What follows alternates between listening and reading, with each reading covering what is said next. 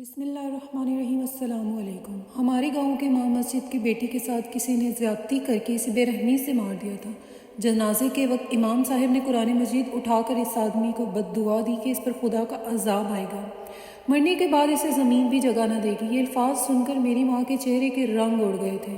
وہ مجھے لے کر شہر میں آ گئی۔ اب ماں ہر وقت روتی رہتی اور جائے نماز پر بیٹھ کر اللہ سے معافی مانگتی رہتی۔ ایک رات میری آنکھ کھلی تو میرا کلیجہ پھٹ گیا، کیونکہ میری ماں کو میرا نام ظہیر ہے۔ میرے ابا جان کا انتقال میرے بچپن میں ہی ہو چکا تھا۔ میری عمر اس وقت تقریباً 3 سال تھی۔ اماں مجھے اکثر بتایا کرتی ہیں کہ میں نے تمہارے ابا جان کے جانے کے بعد بہت سی مشکلات دیکھی ہیں۔ تمہارے ابا کے جانے کے بعد کسی نے میرا ساتھ نہیں دیا اور نہ ہی کسی نے مجھے حوصلہ دیا تھا۔ سسرال والوں نے بھی آج تک کوئی بات نہیں پوچھی۔ تمہارے بڑے تایا جان نے بھی ہماری طرف نہیں دیکھا تھا۔ تمہارے ابا جان اپنے بڑے بھائی کی بہت عزت کرتے تھے، ان کے ہر حکم کی تعمیل کیا کرتے تھے۔ تمہارے ابا تمہارے تایا جان کے ساتھ مل کر کاروبار کرتے تھے، ہر چیز میں تمہارا حصہ تھا۔ مگر تمہارے ابا کی وفات سے کچھ سال قبل کھیتوں اور باغوں کو بہت زیادہ نقصان ہو رہا تھا۔ اسی پریشانی میں وہ بہت بیمار ہو گئے تھے۔ ان کی یہ حالت دیکھ کر میں بھی بہت پریشان رہنے لگی۔ ہر وقت میں گمسم سی رہتی کہ پتہ نہیں تمہارا کیا بنے گا، پتہ نہیں تم کب جوان ہوگے اور کب جا کر اپنے باپ کا سہارا بنو گے۔ تمہارے ابا جان کی دوائیوں پر بھی بہت خرچہ ہو رہا تھا، جس کی وجہ سے ہماری ساری زمینیں بک چکی تھیں۔ ہمارے پاس بس ایک مکان ہی بچا تھا۔ پھر ایک دن تمہارے باپ کی حالت اتنی خراب ہوئی کہ وہ مجھے اور تمہیں اس دنیا میں اکیلا چھوڑ کر چلے گئے تھے۔ اس روز مجھ پر قیامت ٹوٹ پڑی تھی۔ میری تو ساری دنیا ہی اجڑ گئی تھی۔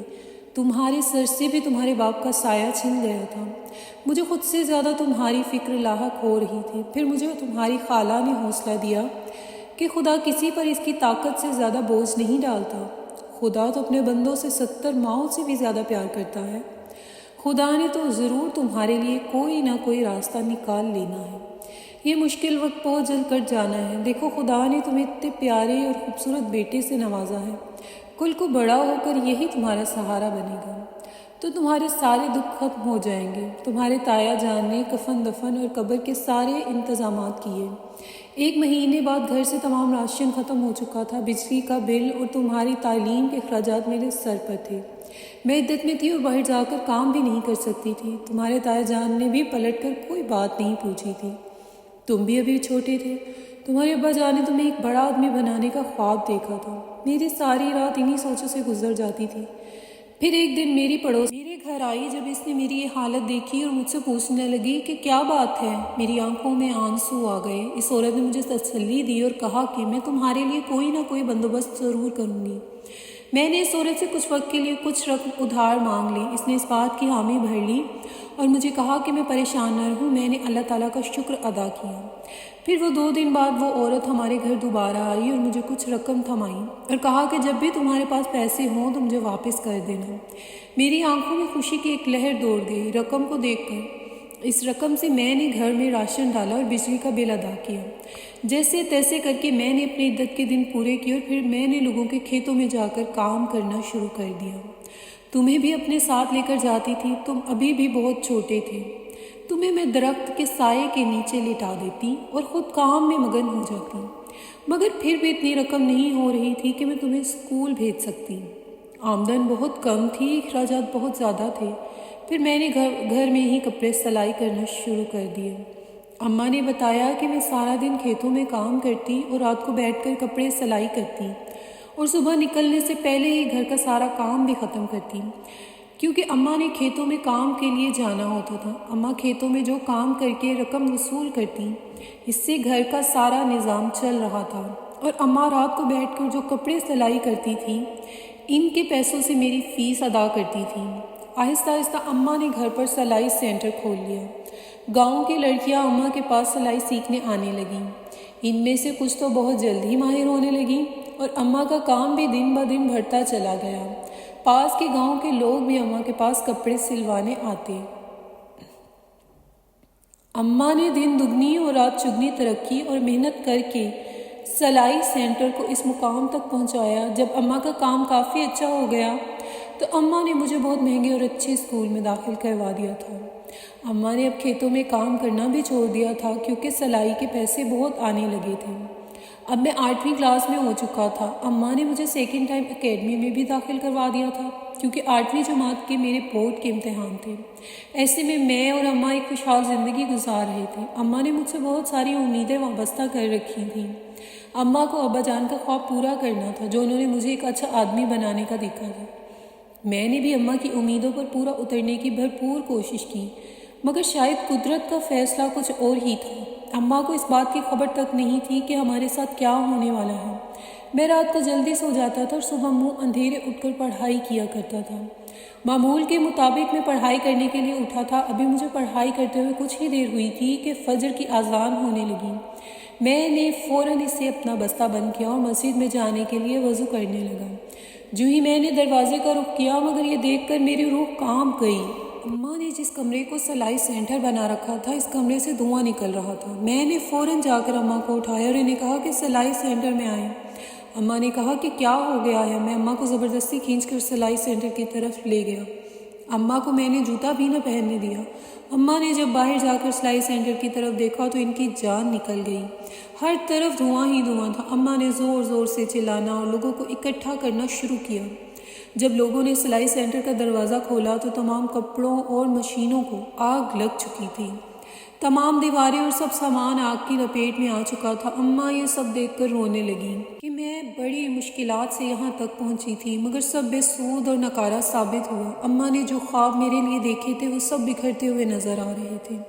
ہمارے ارد گرد گاؤں کے بہت سے لوگوں کا ہجوم اکٹھا ہو گیا تھا جس میں چھوٹے بڑے جوان اور بوڑھے سب شامل تھے۔ عورتیں اماں کو حوصلہ دے رہی تھیں اور وہ ہمسائی عورت اماں کو چپ کروا رہی تھی کہ خدا ضرور کوئی نہ کوئی راستہ نکال دے گا۔ لوگ اپنے اپنے گھروں سے پانی کی بالٹیاں لا کر آگ بجھانے کی کوشش کر رہے تھے۔ ہر طرف گہما گہمی کا سما تھا۔ گاؤں کے کچھ لوگوں نے آگ بجھانے والی گاڑی کو بھی اطلاع دے دی تھی۔ کچھ ہی دیر میں ان کی 3-4 گاڑیاں ہمارے دروازے پر آ کر رک گئیں۔ انہوں نے ایک لمحہ ضائع کیے بغیر آگ بجھانے لگے۔ اماں کا رو رو کر برا حال ہوا تھا۔ پھر میرے پیپر کا وقت ہو گیا اور اماں نے مجھے اسکول جانے کو کہہ دیا۔ چونکہ میرا بورڈ کا امتحان تھا میں نے آج اسکول جانے سے انکار کر دیا مگر اماں اپنی ضد پر رہیں۔ اماں نے مجھے سمجھایا کہ تمہارا پورا سال ضائع ہو جائے گا۔ تم نے اس دن کے لیے پورا سال بہت محنت کی ہے۔ ہمارے ساتھ جو ہونا تھا وہ تو ہو چکا ہے۔ اب تم جا کر بے فکر ہو کر امتحان دو۔ خدا تمہیں کامیاب کرے۔ اماں کے بہت اصرار کے بعد میں نے اسکول کی تیاری کی اور پیپر دینے کے لیے نکل گیا۔ جب میں امتحان دے کر شام کو گھر آیا اماں کی طبیعت خراب تھی اور سلائی سینٹر میں کچھ بھی نہ بچا تھا۔ سب کچھ آگ کی نظر ہو گیا تھا۔ اماں کی طبیعت اسی وجہ سے خراب تھی کیونکہ اماں کا سارا کام بند ہو گیا تھا۔ اماں پھر سے پریشان رہنے لگی تھی کہ میں اپنے بیٹے کو کیسے پڑھاؤں گی۔ رات کو اماں اٹھ کر سلائی سینٹر کو جا کر دیکھتی رہتی اور روتی رہتی۔ اس واقعے کے کچھ ہی دنوں بعد لاہور والی خالہ جان ہمارے گھر آئیں۔ انہوں نے آ کر اماں کو سمجھایا اور ان کی ہمت بندھائی۔ پھر دوبارہ سے اماں نے کھیتوں میں کام کرنا شروع کر دیا۔ اسی طرح ہمارا وقت گزرتا رہا اور میں اسکول سے کالج میں آ گیا تھا مگر ابھی بھی ہمارے حالات بہتر نہیں ہوئے تھے۔ پتہ نہیں یہ زندگی ہمیں کس بات کی سزا دے رہی تھی۔ ان دنوں ہمارے گاؤں میں ایک عجیب واقعہ ہوا تھا۔ ہمارے گاؤں کے امام مسجد کی بیٹی کے ساتھ کسی نے زیادتی کر کے اسے بڑی بے رحمی سے مار دیا تھا۔ سب لوگ پریشان تھے۔ پورے گاؤں میں ایک ڈر خوف پھیل گیا تھا کیونکہ اس سے پہلے کبھی ایسا واقعہ نہیں ہوا تھا۔ جنازے والے دن امام صاحب نے اپنے ہاتھ میں قرآن مجید اٹھایا اور سب گاؤں والوں کے سامنے اس آدمی کو بد دعا دینے لگے جس نے ان کی بیٹی کے ساتھ ظلم کیا تھا۔ امام صاحب نے کہا کہ جس نے میری بیٹی کے ساتھ یہ ظلم کیا ہے وہ چند دن بعد مر جائے گا۔ اس پر خدا کا عذاب آئے گا اور اسے قبر بھی جگہ نہیں دے گی۔ امام صاحب کی بات سن کر میری ماں کانپ گئی تھی۔ وہ بھاگتے ہوئے گھر آئیں اور اپنا اور میرا سامان باندھنے لگی۔ پھر مجھے لے کر لاہور والی بس میں بیٹھ گئی۔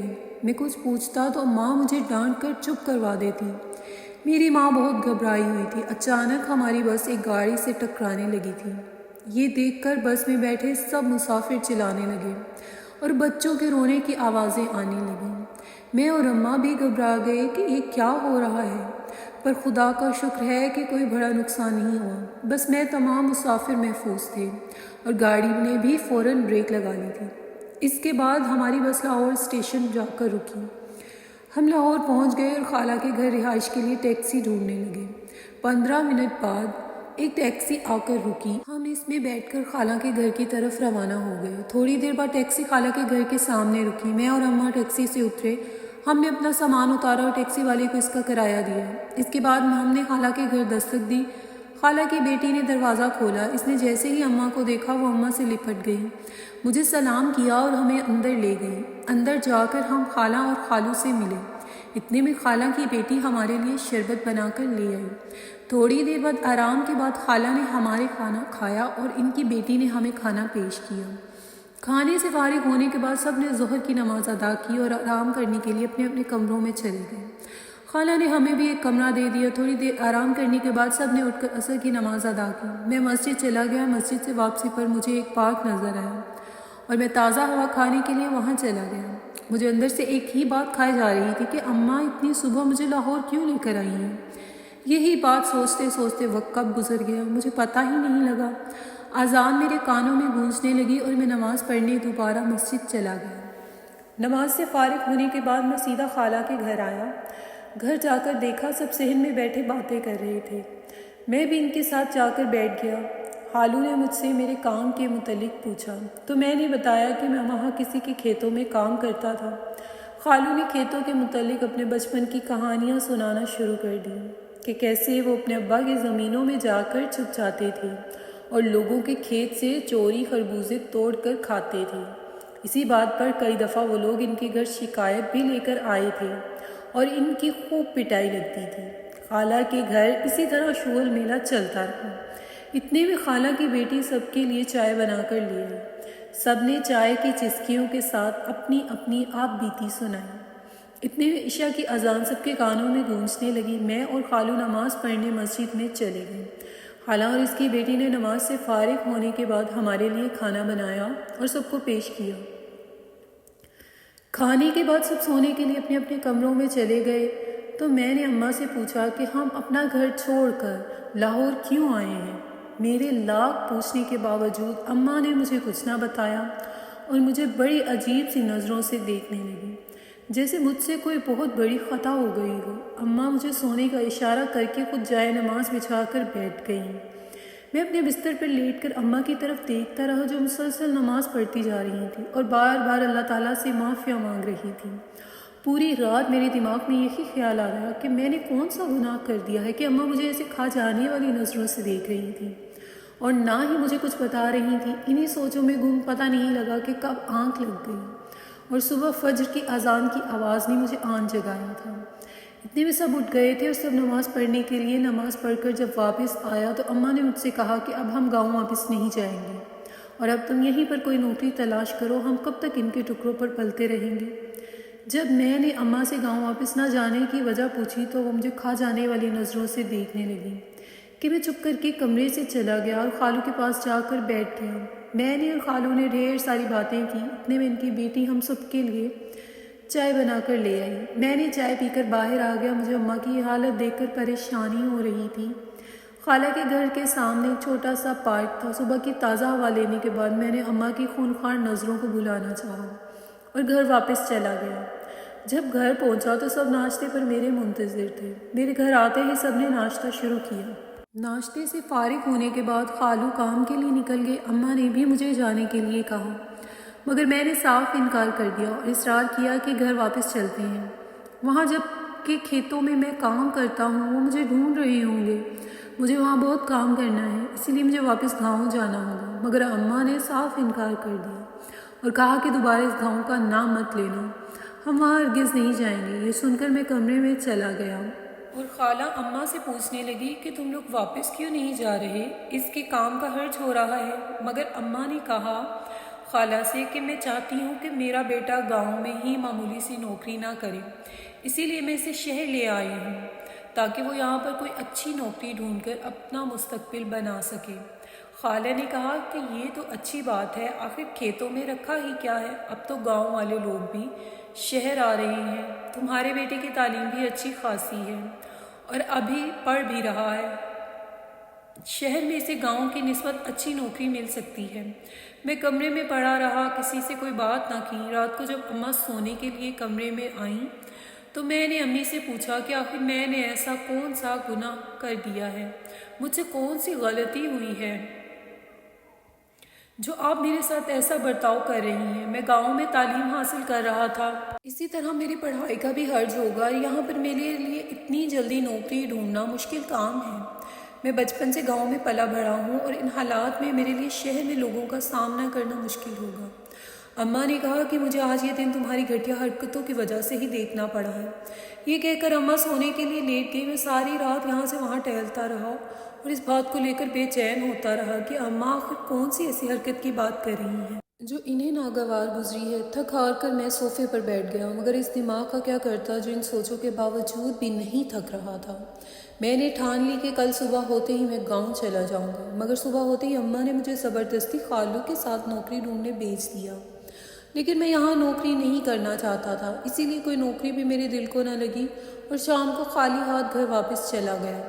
घर आकर मैं किसी से कुछ कहे बगैर कमरे में जाकर सो गया। रात के खाने के लिए अम्मा ने मुझे जगाया, मगर मैंने इनकार करके दोबारा सो गया। जब अम्मा खाना लेकर वापस आई तो मैं अम्मा से लड़ पड़ा।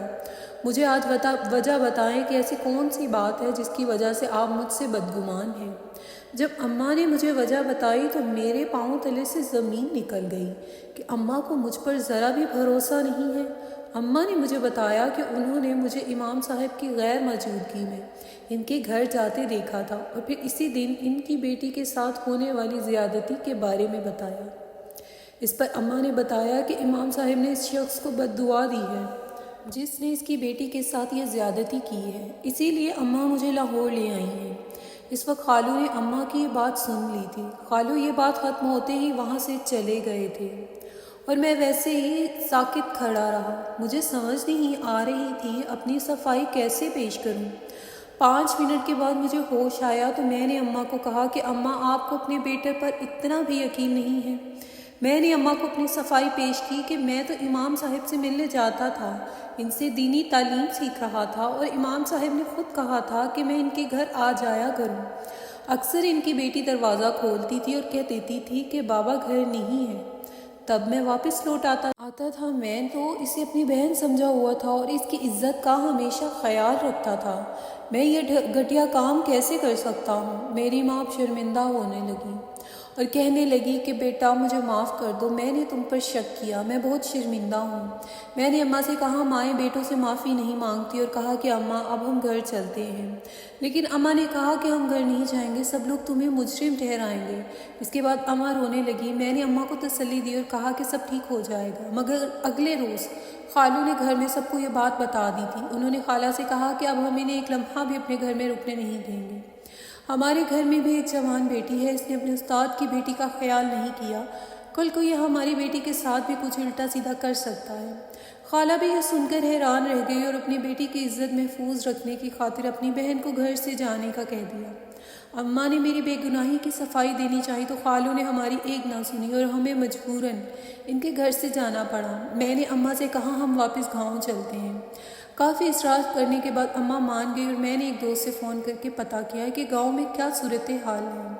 इस दोस्त ने बताया कि गांव में सब बिल्कुल ठीक है और इमाम की बेटी के साथ जिन लोगों ने ज़्यादती की थी वो पास वाले गांव के 3 लड़के थे जिनका चंद दिन पहले बुरी तरह से एक्सीडेंट हुआ था और वो मरने से पहले इमाम साहब से माफ़ी मांग कर मरे थे। तुम लोग भी वापस आ जाओ। मैंने जब अम्मा को ये खुशखबरी सुनाई तो अम्मा फूले ना समाई और फ़ौरन गांव वापस जाने का कह दिया।